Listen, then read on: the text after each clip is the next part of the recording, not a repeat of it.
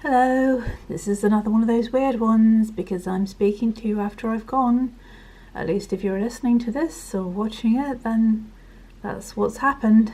And you might feel all sorts of things about me now that you didn't feel before, like anger and maybe hostility or disappointment or maybe nothing much at all really, but I'm doing this. I am doing this because there is nobody else to do it.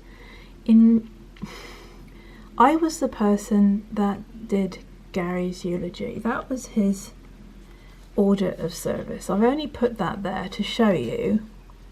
It was a photograph that I took. I've only put that there to show you that that's what a normal one looks like if it comes from the funeral director. But then there has to be somebody with the funeral director to tell them how to make the order of service, to give them the photographs. I haven't got anybody to do that. Not even, I've left everything for the funeral director, but I have no idea who would come up with this and what they were putting it, because there's nobody there. There's nobody that knows me well enough to do it. So I've had to do it myself, which you might think is just a remarkable act of self-indulgent sort of morbidity, but I wanted to have an order of service, because if you don't, then you're just going to get sort of a cheap thing that somebody that didn't know you will stick together, like kind of a ubiquitous one-size-fits-all, oh dear, kind of she's gone thing. Somebody might, I don't know even who, would... And nobody could pick music for me because nobody knows me well, and there's nobody left that would know what music I would want. There's nobody left what I would want. So I've done it myself. I mean, I don't expect that I'm going to be there. I don't think maybe nobody will be there. I don't know. I've created these in case people who can't be there, because there are people around the country that do care about me. They just don't know me that well, and they certainly won't come for my funeral, and I can't imagine who will be there at all.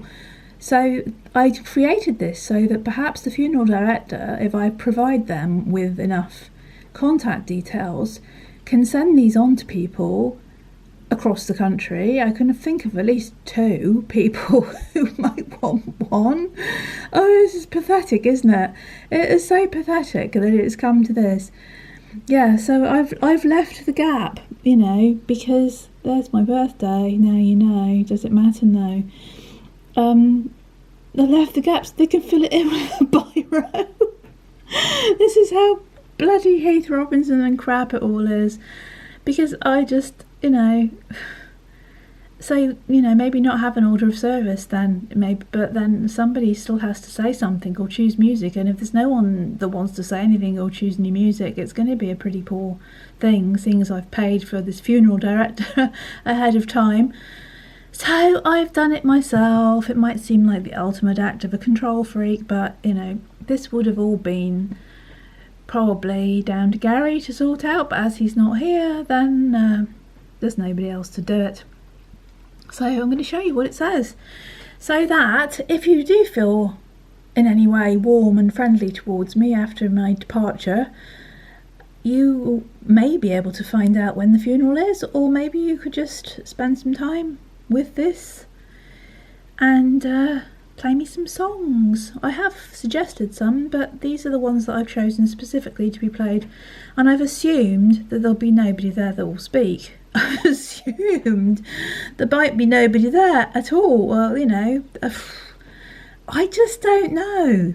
I have no. This is just mad. It's just totally mad situation to have got into, which is why I can't take it anymore. Which is why I'm no longer here. Or at least I blooming well hope I'm not. Anyway, you won't be seeing this if I am. So there's a nice picture of me from, same old problem with the printer, but, at least I made it look nice. Underneath we have a quote from Nick Drake. Safe in the womb of an everlasting night, you find the darkness can give the brightest light, because that's what I've always been attracted to. The night, the darkness, the deep, the mystery, the hidden things. So let's see what it says. It's difficult for me to read this and hold it up at the same time. As my last request, I'd prefer no talking at my funeral. In brackets, I don't think anybody will say anything anyway, because what would they say? Nobody knows me. Nobody knows me. No. And there might be nobody there.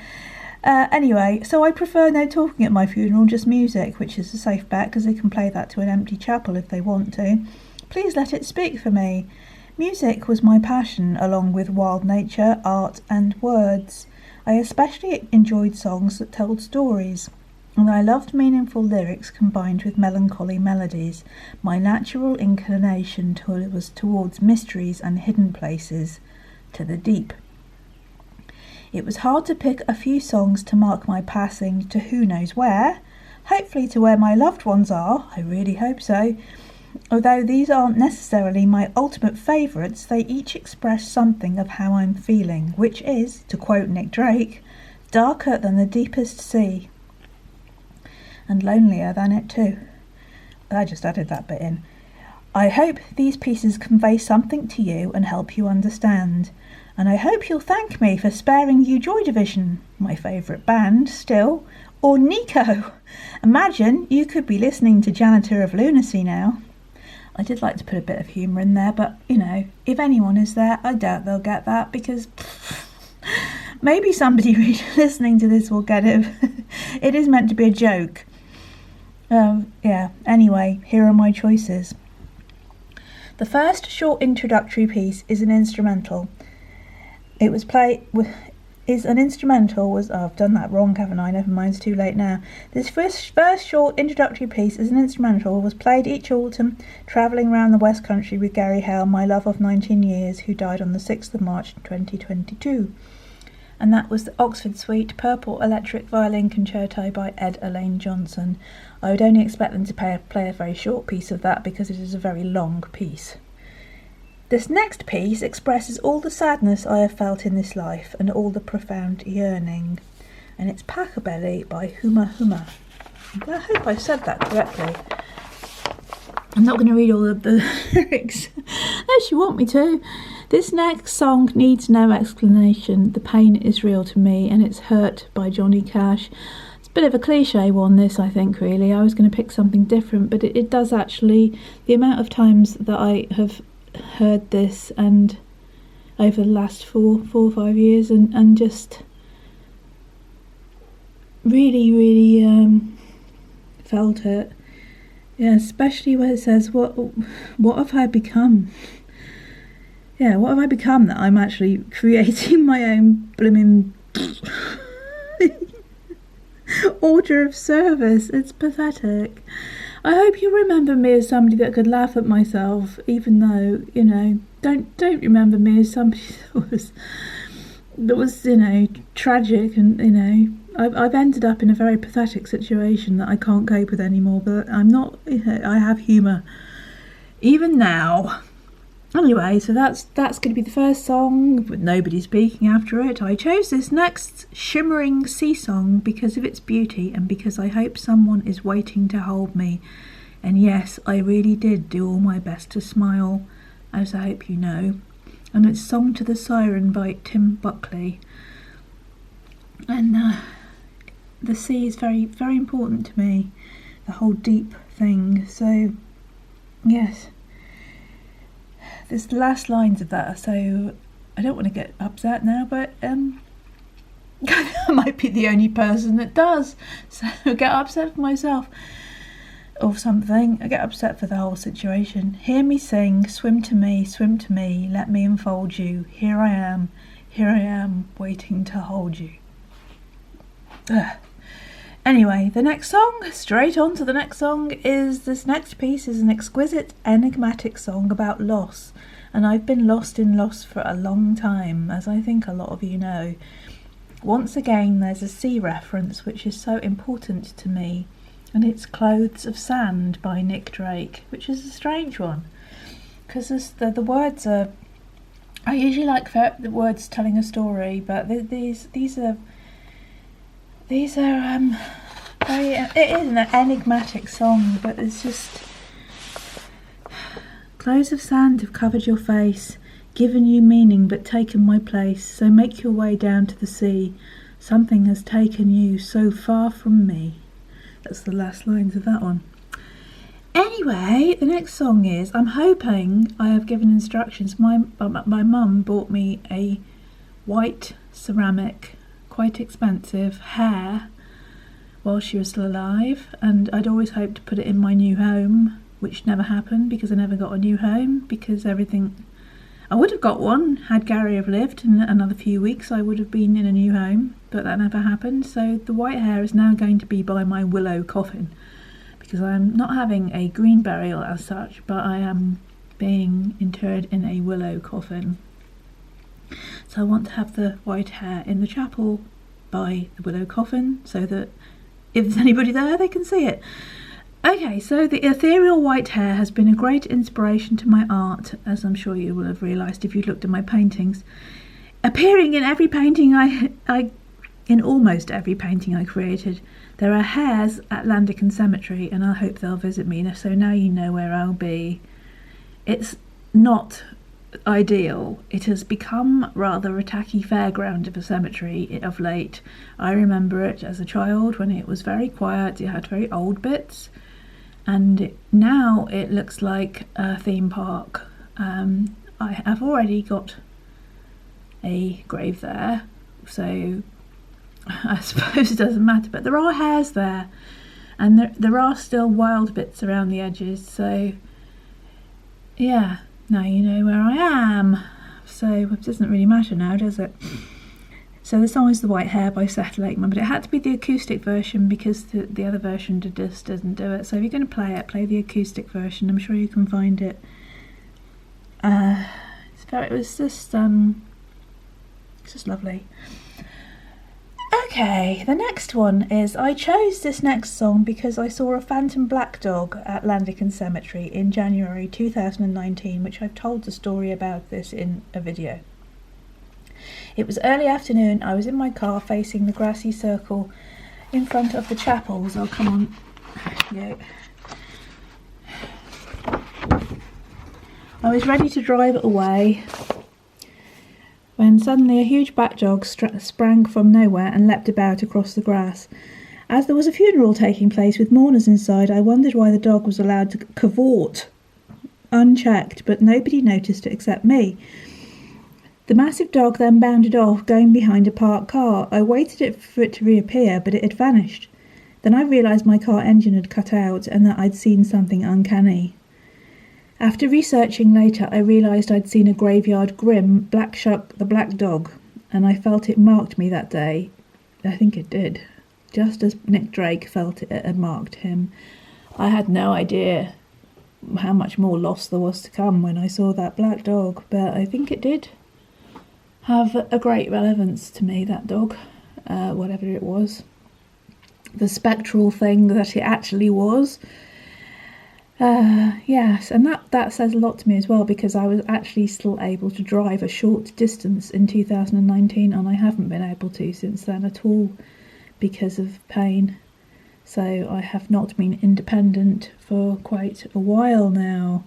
Anyway, we follow now with the song Black Eyed Dog. That's a very bleak and sad song. It's often likened to Robert Johnson's Hellhound, On My Trail. It's nothing really like that, but it says a lot. I'm growing old and I want to go home. I'm growing old and I don't want to know. I'm growing old and I want to go home. Exactly. I'm wondering if there's anybody actually going to be here, what they're going to make of all this, but I won't know, will I? It's just I do get a kind of a perverse humour from it. Imagine them all sitting there listening to this kind of wailing Nick Drake wanting to go home. It's quite funny. Usually I'm meant to put some sort of uplifting thing in there. I know that was the case at Gary's funeral. I was meant to choose the middle piece of music, which was meant to be kind of the uplifting piece, and it wasn't really, because anyway. So the next song, I love so much of Kate's work, but this next song says it all for me perfectly and poignantly, and it's Kate Bush, Under the Ivy. Yes, so feel like playing that one for me, that would be lovely. And then the last one is very ubiquitous to funerals. I don't like picking things that are, you know, everybody would think of, but this last piece honours the magical larks I heard in my beloved Wiltshire with Gary Howe. The music is as transcendent as the birds themselves. May my soul soar with them and him now. And that's why I chose it. And nothing could be quite as beautiful, besides the actual Song of a Lark, as The Lark Ascending by Vaughan Williams. So, yeah. And there's the next part, which has got some photographs of me. Please remember me with kindness if you can. Love is all in the end. And then there's the Swim to Shore poem that I wrote for my parents' eulogy, which probably nobody got, and probably if there is anybody at my funeral, nobody will get again. And at the end of it, I say, may I swim better in that wonderful place than I ever did in life. Love always, Poppy. And then I stuck this in at the back, which just doesn't look very elegant, but I wasn't really expecting this to, you know, I'd kind of created this thing, and then I thought I'll stick this in because I wanted him to be remembered in it too. So in loving memory of my oneness, Gary Howe, Poppy and Gary, in 2003 before he took us flying. Our song was Electrical Storm by U2, which might seem a bit naff, but that's the song I chose for the middle uplifting song at his funeral, and I wailed because music is just so important to me. I haven't been able to listen to music for ages because everything just makes me, you can tell, everything just makes me too emotional. So that's that. Except on the back, very inelegantly stuck on the back, I just came up with this little thing. It's almost like a little lullaby to myself because what I'm going through is very lonely and very scary, which is why I ask for your kindness, really. I know I've tried to be humorous about it and everything, but this has been a truly terrible time, and people have said it will pass and, you know, brighter days, and that they don't know what it's like being so totally alone and unable to do anything about it. So I wrote this for myself. Sorry. And I shouldn't ever apologise for crying, ever, but I'm sorry to snortle. That's what I'm sorry for. I'm not apologising for emotion, because you should never apologise for being emotional, ever. And so to sleep, my little one. This dream of life will soon be done. Have no fear, for it's not real. Just close your eyes and set your sail. Poppy Palin. And that's what I intend to do. And if you're seeing this, then that's what I will have done. I would like to think it was one of those things that, you know, somebody could set up and stream it so you could see it, but, you know, the likelihood of that happening is nil. So I don't know, maybe by this point you're just, you know, hacked off with me because I've done a bad thing in your opinion, but you can only tolerate so much pain. I've explained this before, you know, I am so strong, I can cope with so much physical pain every day, but emotional and spiritual pain on top of that, and loneliness and no hope. It's just a choice, and I choose to go home. I don't think I should be blamed for that.